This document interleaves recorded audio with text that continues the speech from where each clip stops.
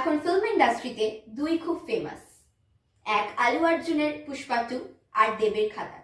কোনটা কার থেকে বেশি তা বোঝা বড়ই মুশকিল। খাদান 2024 সালে রিলিজ হওয়া একটি বাংলা মুভি, যার মধ্যে অ্যাকশন এবং থ্রিলার ভরপুর। এটির পরিচালনা করেছেন সুজিত রিনো দত্ত।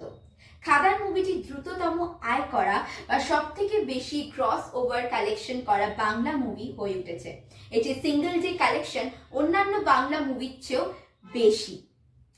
তাই এখন ছোট থেকে বড় সবাই দেবদা এবং পুষ্পারাজের অতিরিক্ত ফ্যান হয়ে উঠেছে।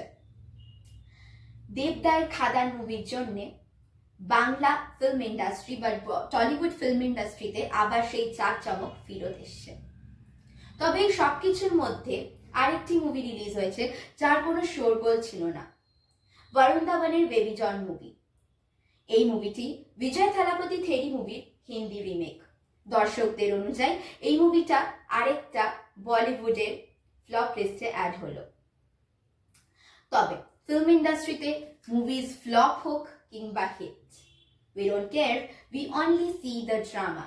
আমরা খালি ড্রামা আর কালিশ দেখাই পছন্দ করি, তাই না? Thank you. আমি Antika from the Indian chronicle.